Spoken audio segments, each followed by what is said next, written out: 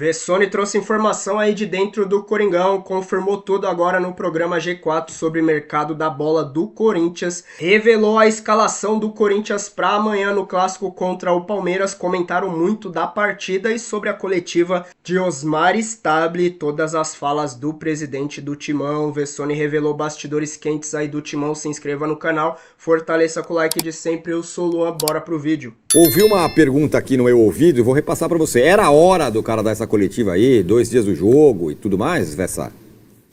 Pois é, a pergunta é boa, né? Porque faltam 48 horas para o derby.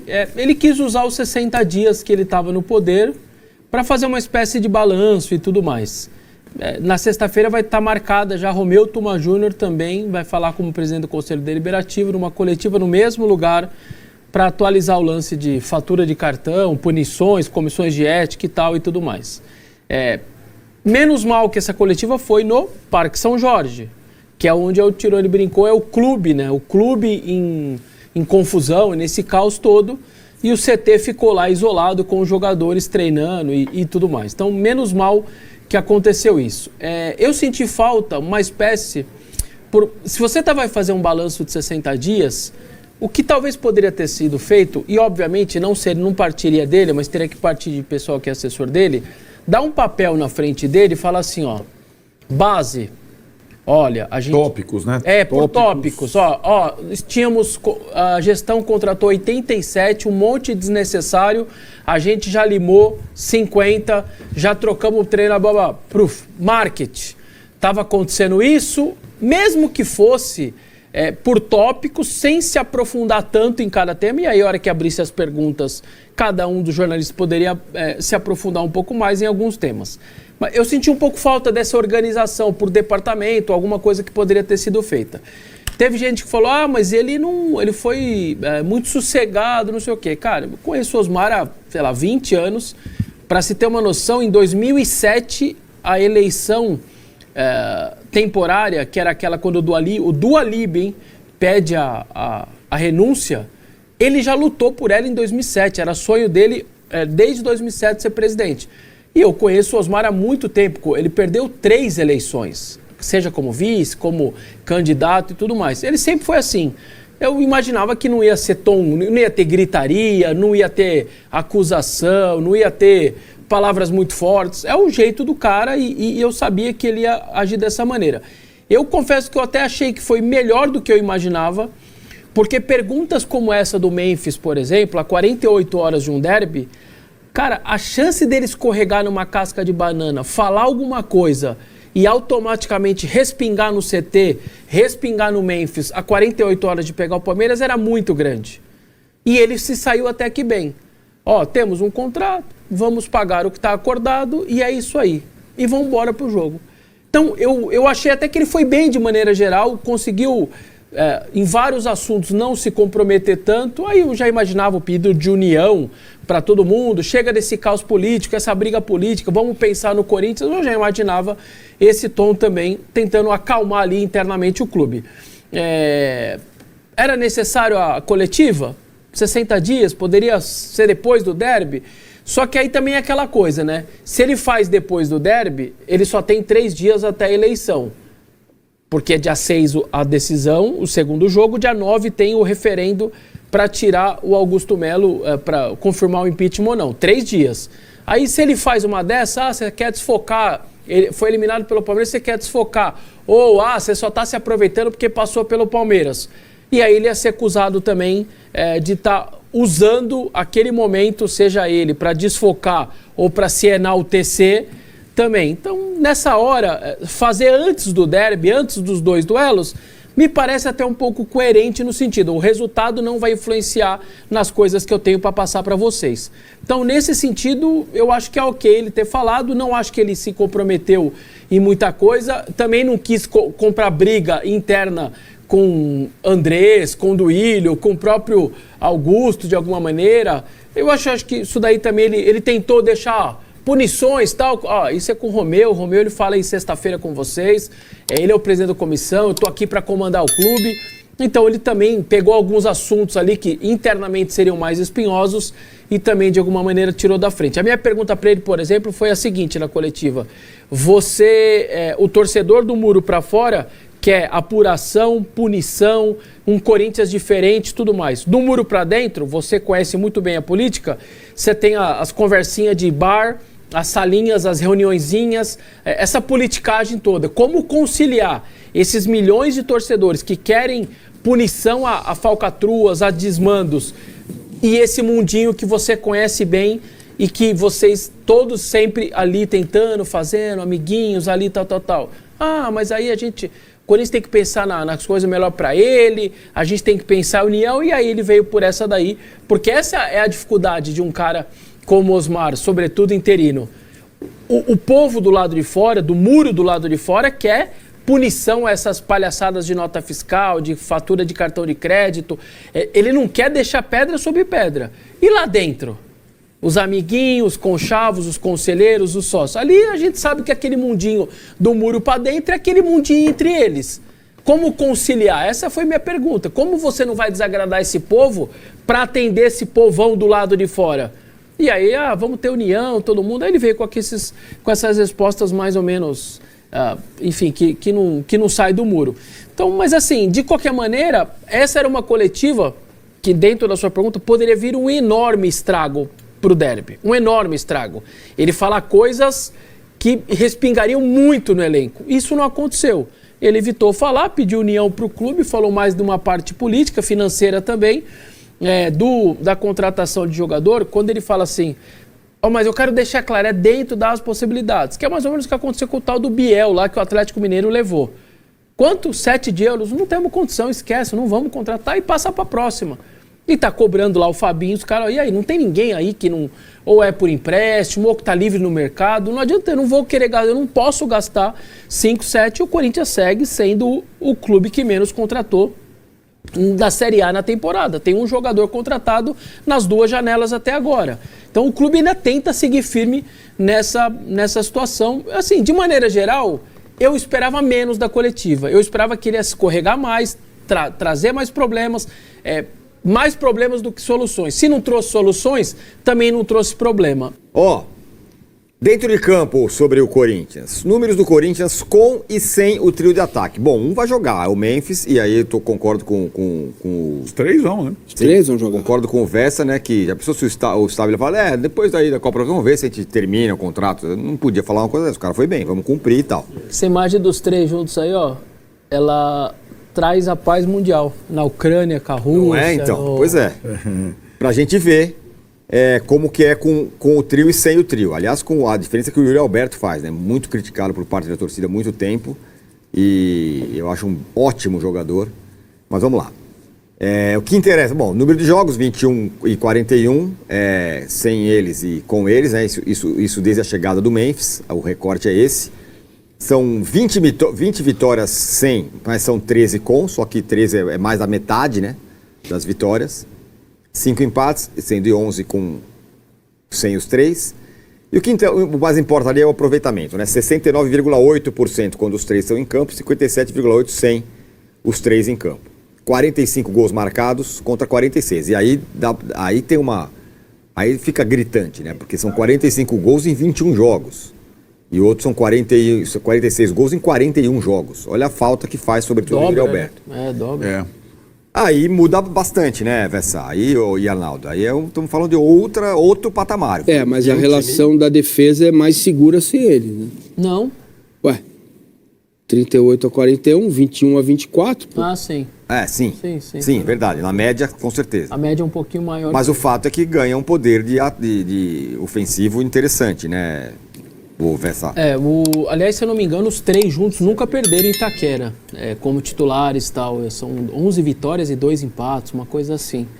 É outra coisa, é outro tipo de time. O Corinthians tem um trio de ataque que é um dos melhores do país, é no mínimo igual aos demais, assim. Acho que é compatível. O ano passado, o meia foi o melhor do Campeonato Brasileiro, eleito. O atacante, o artilheiro do Brasil...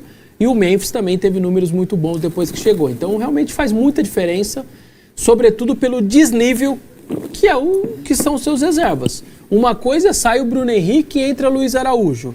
Sai o Facundo, entra o Felipe Anderson. Sai o Estevão, entra o Tigrinho. É outra coisa. O Corinthians sai o Yuri, entra o Hector.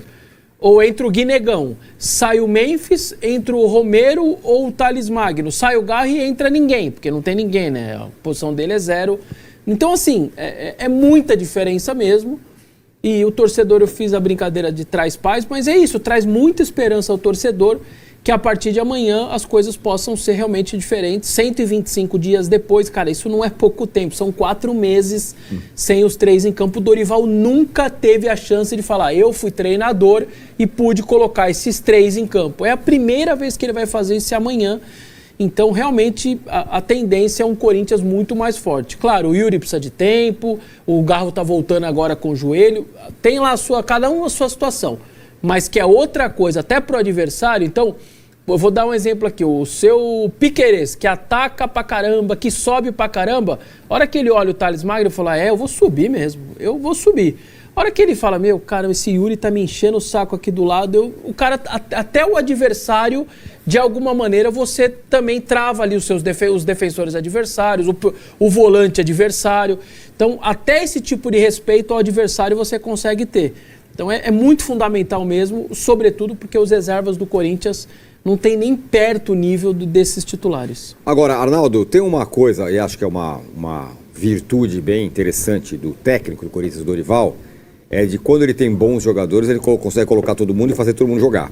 Fez assim no Flamengo, né, jogou o Pedro, o Gabriel, o Parará, fez assim no São Paulo, jogando os jogadores mais técnicos e tal. Agora ele tem uma boa oportunidade, como disse o Vesta, a primeira vez que ele vai ter essa turma junto. Esse tem sido, acho, talvez, o álibi dele até agora para o Corinthians não decolar nas mãos dele, a ausência do trio. Mas tem uma questão, né, Tironi? Quem fez esse time jogar com o trio não foi ele. Foi outro técnico, outro time. O time anterior já jogava Ramon Dias bem com esse trio, né? Então acho que o Dorival completou na ausência do trio 125 dias, é isso, velho? 125 dias, amanhã. Sem conseguir encontrar muitas alternativas interessantes à ausência de um deles ou 2 deles, enfim, foram até agora, e acho que é o álibi dele, né? Até agora eu não tive o time completo. Mas aí, né, é aquilo. Isso vai até um momento, né? A presença deles tem esses 2 fatores. O time precisa jogar, o time precisa decolar agora que está todo mundo em tese de volta, né? Vamos recapitular, Vessone. Se o Dorival quiser, ele pode repetir a escalação base da arrancada do ano passado, certo? Pode. Pela primeira vez. Pela primeira vez. Então, a responsabilidade dele aumenta também, né? Então, ele passa a ser olhado com uma outra atenção a partir desse momento. Acho que, sobretudo para quando o Corinthians joga como mandante, o trio é muito interessante. O trio se completa. E aí, mas é aquilo. As circunstâncias, as suspensões, a data FIFA do Memphis e tal, hoje é muito difícil você ter os seus principais jogadores em todas as partidas, né? Como o Corinthians pôde ter na sequência do ano passado. Como é que ele teve? O Yuri jogou no sacrifício. Como é que o Atlético teve Paulinho e Hulk no ano passado? O Paulinho está até agora cobrando o peso do sacrifício do ano passado. O Garro tomou 15 jogos, injeção no joelho, 15 jogos. Então, na prática, a manutenção de uma equipe base, dos principais jogadores, nesse calendário, ela é quase que utópica. Ela exige sacrifício até de jogadores que não são veteranos ainda, como o Garro, como o Paulinho. São 2 caras que não passaram dos 30 e tudo mais.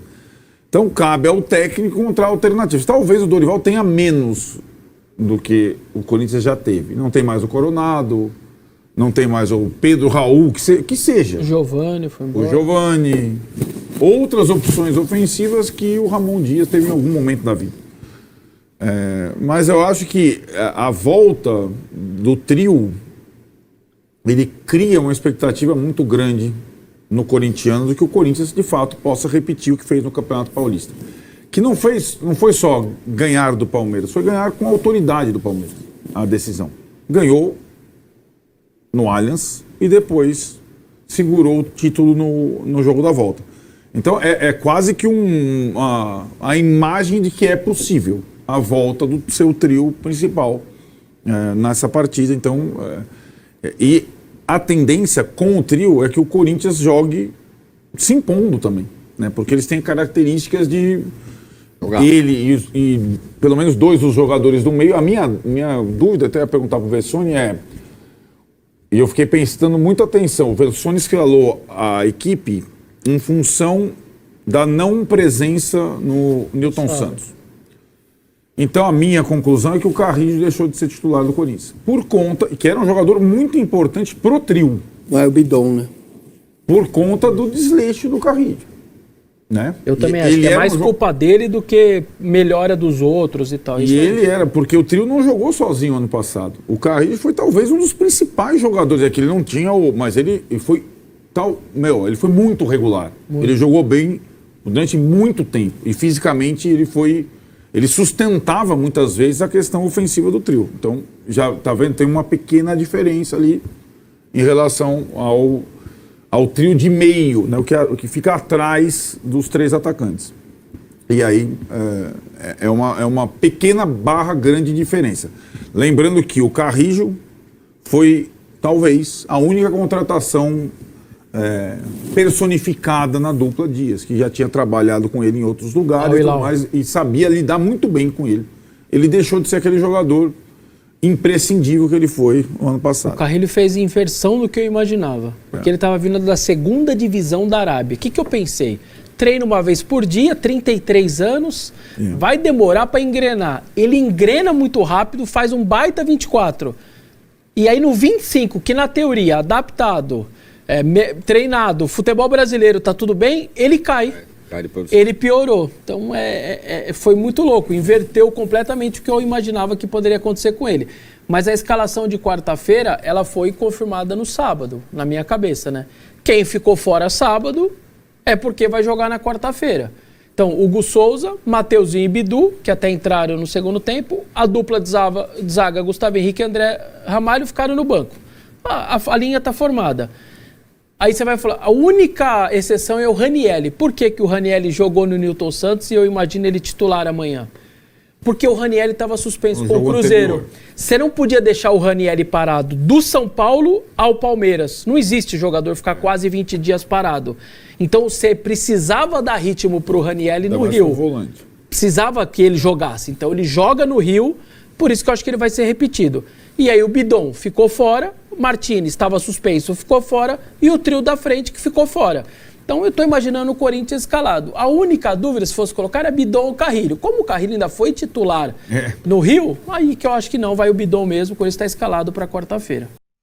E aí, Fel, gostou desse provável time titular aí do Coringão? Na minha opinião, sim. Eu ainda fico na dúvida se Carrillo não deveria ser titular nesse time. Tudo bem que ele caiu demais, inclusive queria a sua opinião. Por que tanta queda de Carrillo, pelo que ele jogou ano passado, para esse ano? Será que desgastou com a sequência de jogos, treinamentos, competições e tudo mais? Ou realmente falta posicionamento do jogador, que vem sendo acusado aí de frequentar muita noitada, muita balada? Você colocaria ele titular? Será que ele não faria uma grande partida contra o Palmeiras, sabendo que é uma decisão mata-mata importante para a fiel torcida? Ele não daria aquele a mais para poder jogar o que ele sabe? Ou realmente está merecendo o banco? Sobre contratações, você viu aí que Vessone confirmou, Stabile também falou, não vai fazer nenhuma loucura, a janela vai fechar aí depois de um tempo, ainda tem longos dias aí para o Corinthians se movimentar no mercado, Fabinho Soldado, inclusive diretores do Corinthians confirmando que está fazendo movimento aí no mercado, vira e mexe a gente vê informações aí sobre prováveis contratações, mas até agora nada. Você acha que com esse elenco o Corinthians conseguiria fazer um grande campeonato brasileiro, pelo menos classificar numa Sul-Americana, Libertadores, ou realmente precisa dessas contratações, principalmente para a Copa do Brasil?